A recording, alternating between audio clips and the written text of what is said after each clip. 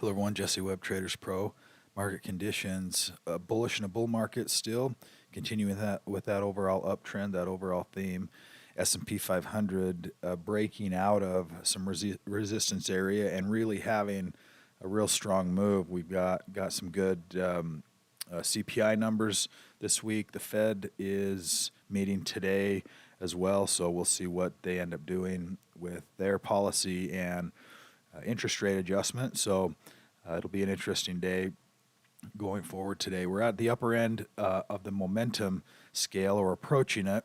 Another day or two of upside, and we may start to peak out on that upper range. So be aware that this rally is certainly sustainable for the longer term as well as the shorter term.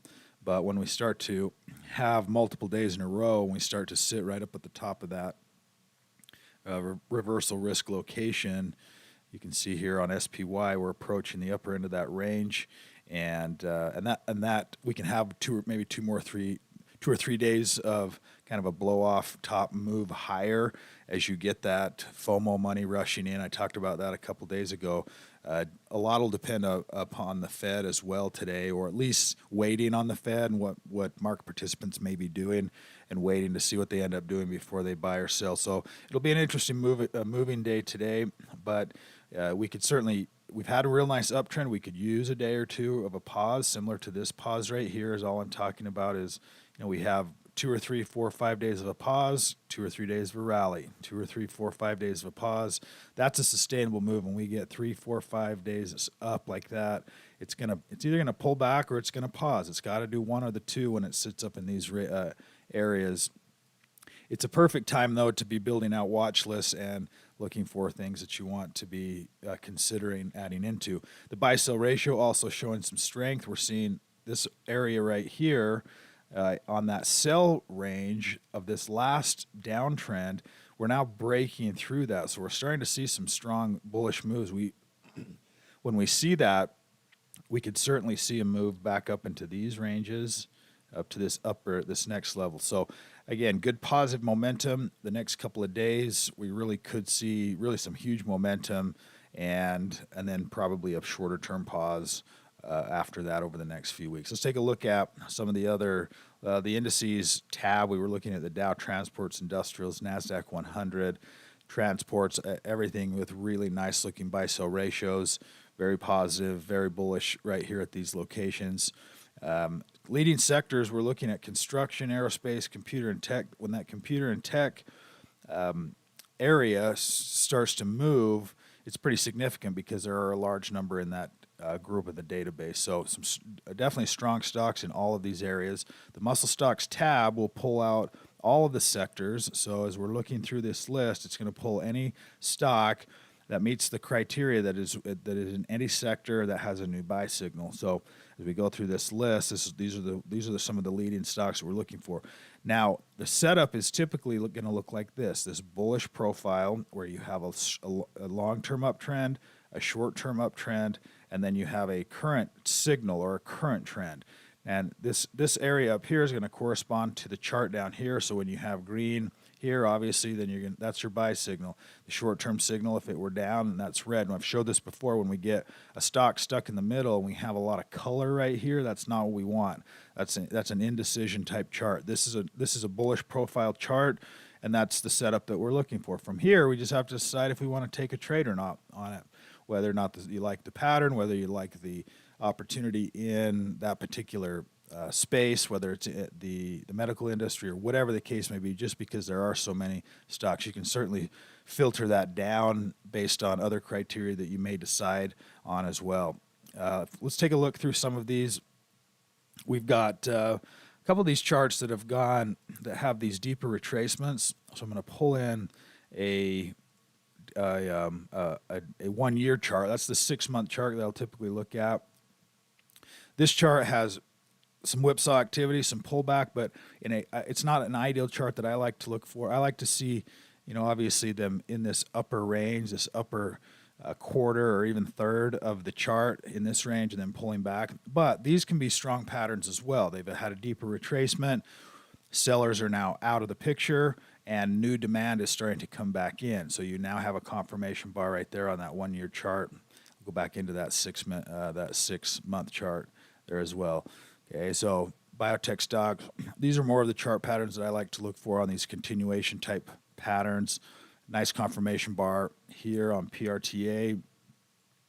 RETA also a potential breakout, getting close to that upper range and a breakout. When you have a stock that has had some negativity, significant negativity, and then immediate positivity, that this is probably a high probability that this is not the trend and that this is the trend. So these are the price patterns that we're looking for. We're not concerned about this at this point. All we want to focus on is what's happening from here on out, from here going forward. So from here going forward, we would anticipate, based on this price pattern, some resistance, some continued momentum to that upside with a stop loss at the low. This is a good stop loss location because that's a good solid green bar. If you see a good solid strong green bar like that, and then you can set a stop loss right at the low of that bar. If the stock goes up and then immediately reverses all the way back down below the low of that bar, the probabilities are that it's moving in the other direction, or at least we would want to be able to be out of the trade if that were the case. So we've got to define where our risk is on every single stock that we buy. We have to define what our risk is, and what does that mean? It means the size of the position you're taking and the stop location. So if I have a $10,000 account and I put $10,000 into this stock, then I've got to decide, is 5%, if my stop loss is at the low of that bar, is 5% on 10,000, which is $500 at risk. If I'm wrong and it trades and stops me out below this low, am I okay with that? Okay, if I'm not, then I have to adjust that risk profile. The only way to do that is buy less shares. So instead of $10,000, maybe I buy $5,000, half the position size. And now that 5%, instead of $500, becomes $250. If that's too much, then cut that in half again and put $2,500 in the trade. I suggest doing that anyway so that you have more capital to be able to put multiple trades on.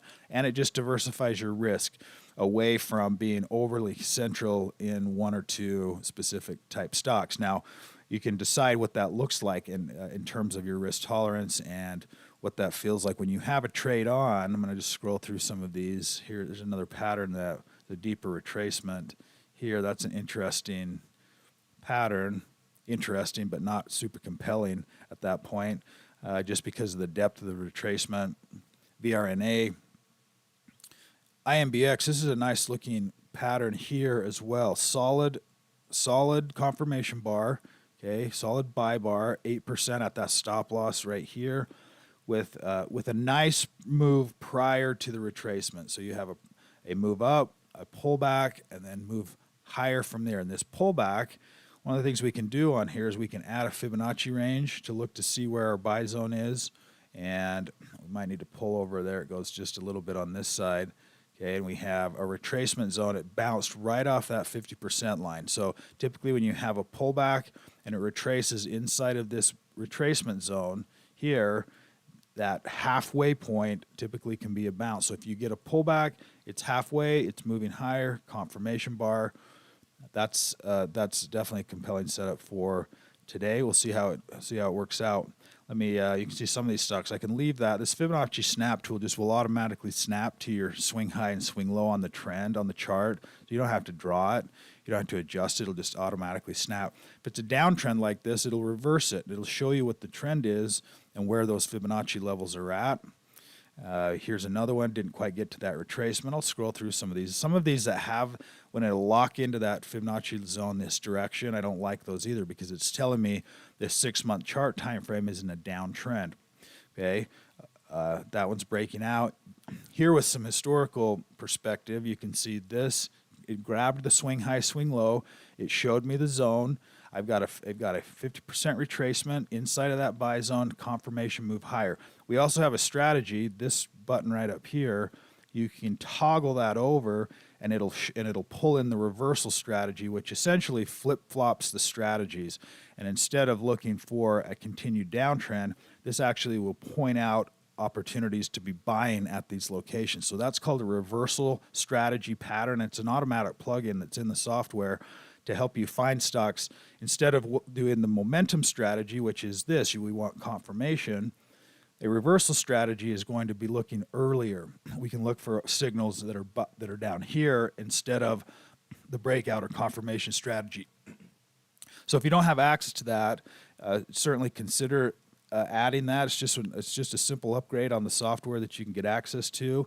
And if you have access to the site, then you have access to this because it's got everything included in it. So interesting pattern here as well. Just talking about that stock, kind of got on a little side note there with that strategy, but it actually is quite cool in looking for stocks that have got this uptrend, counter trend, retracement, support right here, and then some continuation.